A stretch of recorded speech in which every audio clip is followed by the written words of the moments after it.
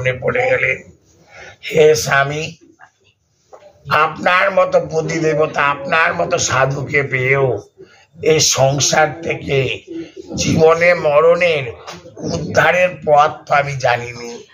আপনি চলে গেলে আমাকে উদ্ধার করবে কে? কি বুঝলেন? মানে আমি স্বামী সেবা নিয়ে সারা জীবন ব্যস্ত থাকলাম, কিন্তু এই সংসার থেকে যে উদ্ধার হব আপনার মতো পতি দেবতাকে পেয়েও আমি তো করিনি। যাই হোক, তার তো মনটা খারাপ হলেন, তো বললেন সত্যি তো। ব্রহ্মা বলে, তুমি সংসার ত্যাগ করে যাচ্ছ কেন? রমণী যেন সন্তান দান না করে কোনো পুরুষ সন্ন্যাস যেতে পারে না। তুমি যাবে সন্ন্যাসে, তুমি যাবে কৃষ্ণ ভজনে, কিন্তু আগে আগে সন্তান দাও, তারপরে নারায়ণ জ্ঞানে সেবা করো ভগবানকে। আগে দাও সন্তান, তারপরে যাও ভগবান। যাই হোক, তখন দুজনের মধ্যে মিলিত হয়ে আবার দেবতী এবং কপিলমণি 9খানা সন্তান হলো। প্রেমানন্দে বলো হরি হরি বল। দেখুন, হওয়ার পরে এখন কদমমণি বললেন আমি তো চলে যাবো, এখন তো চলে যাবে সংসার থেকে, কিন্তু তার মনে পড়ে গেলেন যে আমাদের কন্যাদের তো ভিগুমণি, এই 9টা কন্যার না, মানে ভিগুমণি থেকে আরম্ভ করে মরিচে বিভিন্ন রকম সব সাধুর সাথে বিবাহ হয়ে গেল, সব সন্ন্যাসে বিবাহ দিলেন, কিন্তু তাহলে আবার তো একা হয়ে গেল দেবহূতি, তাহলে উদ্ধার করবে কি? তখন তার মনে পড়লো ভগবান বলেছিলেন, হে দেবহূতি, তুমি তার ভজনা করো, তিনি আসছেন। আবার তারা মিলিত হলেন সুন্দরভাবে। সুন্দর দিনে আমার স্বয়ং ভগবান কপিল মুনি হয়ে কদম্ব মুনি দেবহূতির কোল আলো করে ভগবান নারায়ণ জন্ম নিল। প্রেমানন্দে বলো, স্বয়ং কপিল মুনি এলেন, সন্তান একটু বড় হলো, এখন পিতা পুত্রের আলাপ। একদিন নির্জন স্থানে দেবহূতি নেই, স্বয়ং সন্তানকে নিয়ে, মানে ভগবান আর পিতা, মানে পিতা পুত্র, মানব আর ভগবান কথা হচ্ছে। হে পুত্র, তুমি আমার পুত্র রূপে এসেছো, তুমি তো পুত্র নও, তুমি স্বয়ং ভগবান। তুমি নও মোর সন্তান, তুমি স্বয়ং ভগবান। বলো বলো, আমার কি উচিত? এখন তো আমায় যেতে হবে, তুমি কথা দাও তোমার মাকে তুমি উদ্ধার করবে। কি বললেন? যে আমাকে না সংসার বন্ধনে আর থাকবে না, এখন আমার সন্ন্যাস নেওয়ার সময় হচ্ছে, বানপ্রস্থ। অনেকটাই দেরি হয়ে গেছে, কবে করবো বানপ্রস্থ আর কবে হবে আমার সন্ন্যাস? তখন আমরা সংসারে থেকে ব্রহ্মচর্য গার্হস্থ, তারপরে কি আমরা আগাই? না আছে বানপ্রস্থ, না আছে সন্ন্যাস। সংসারে থাকো, সংসারটাকে বনের মতো করে নাও, যা আছে আমার কিছু না, হরি হরি গোবিন্দ ভজনা করবো, হা হা গোবিন্দ বলে ডাকবো। যাই হোক, আজকে তিনি বললেন তথাস্তু। পুত্রকে 7 বার পরিক্রমা করলো। পুত্রটা যে ভগবানের নর অবতার, নরলীলা আছে না, নরলীলার মধ্যে এক লীলা কপিলমণি। ভগবান কপিলমণি আসলেন কেন? আমাদের 2য় অধ্যায় সাংখ্যযোগ আছে না, তাকে বলছে তত্ত্ব সংহিতা। এই সাংখ্যযোগকে প্রচার করার জন্য ভগবানের জন্ম হলো। প্রেমানন্দে বলো হরি হরি বল। দেখো তাহলে গীতার একটা অধ্যায়, 2য় অধ্যায় সাংখ্যযোগ, তার মাহাত্ম্য কঠিন।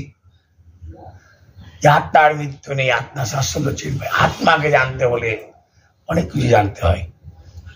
যে আমরা বলছি আজ কীর্তি রায় মারা গেছে, সত্যি কি মারা গেছে? তিনি এখানে চলে এসছেন, আমি তো দেখতে পাচ্ছি চলে এসছেন। তিনি আজকে এখানে আসছে আসছে আসছে, আমি 100 নিশ্চিত, 100 মধ্যে 120 বার। কেন? তার বাস্তবিকে পরে তিনি উদ্ধার হয়। তিনি আসলেন, দেখতে পাচ্ছেন এখান তাকে উনি আমাদের সবাইকে দেখছে, আমরা তাকে দেখতে পারি, কেন দেখতে পাবো না?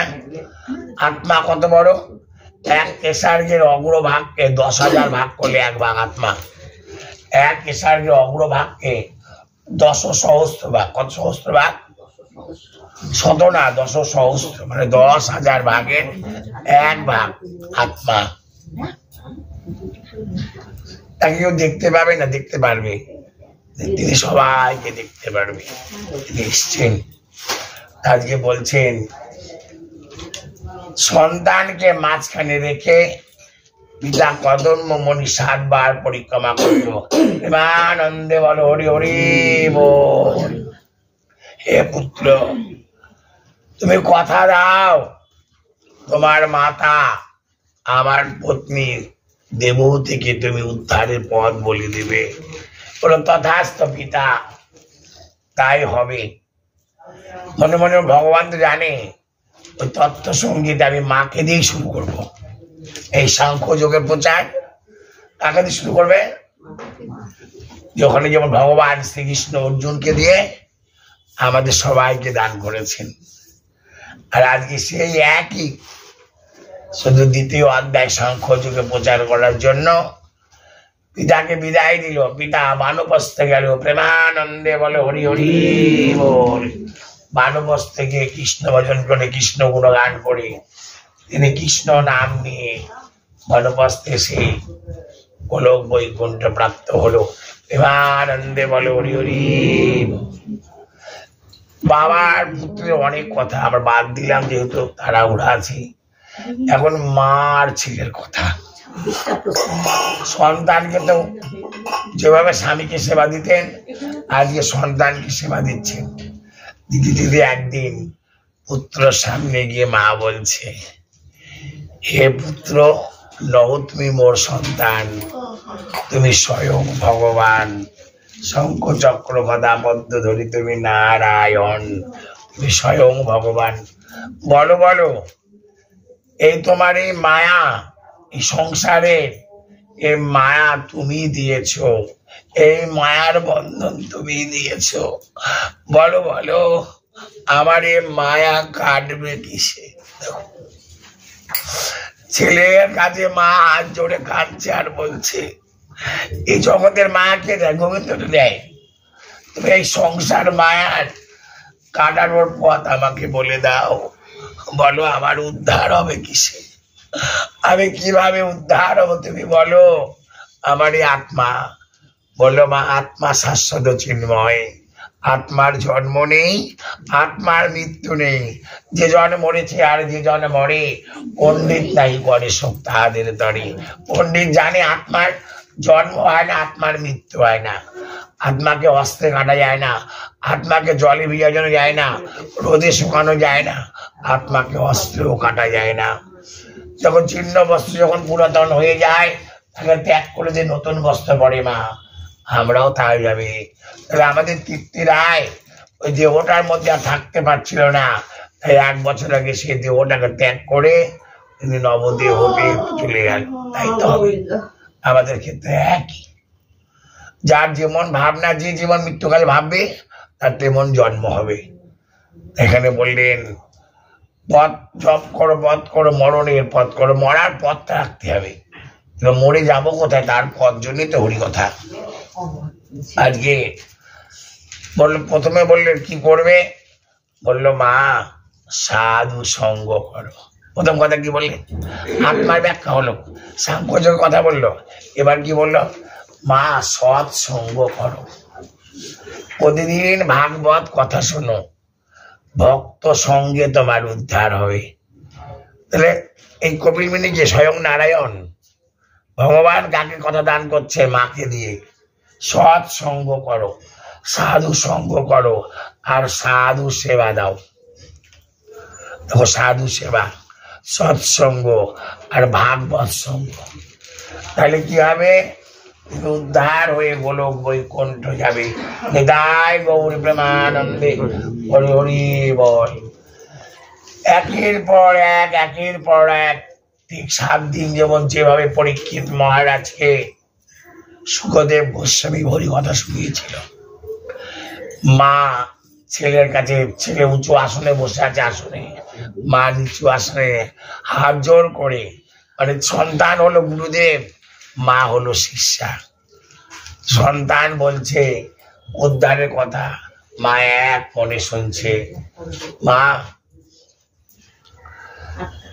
নাম করে যা, আমার নাম, নামের উপরে আর কিছু নাই।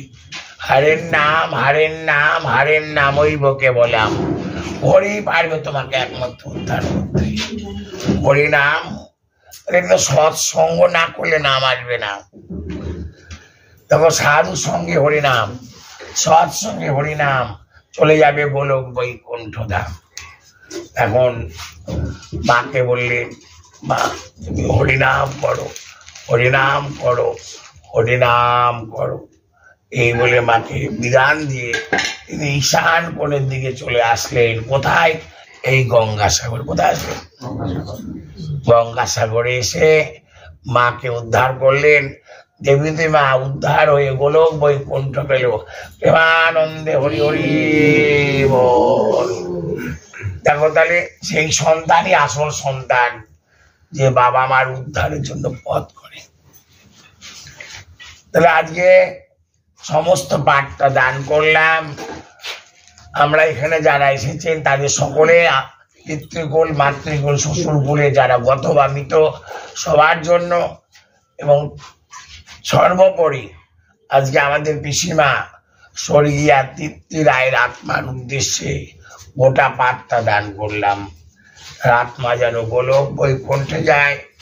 ভাগবত মাহাত্ম্য দেখেছে, একমাত্র হরি কথায় উদ্ধার হয়েছিল। 7 দিন ব্যাপী পাঠ শুনে সমস্ত পাঠটা আমরা দান করলাম। তার নামে তার আত্মা যেন উদ্ধার হয়, এই কথা বলে আজকের মতো হরি কথা এখানে বিশ্রাম হলো। প্রেমানন্দে বাহু তুলে বলো হরি হরি বলো।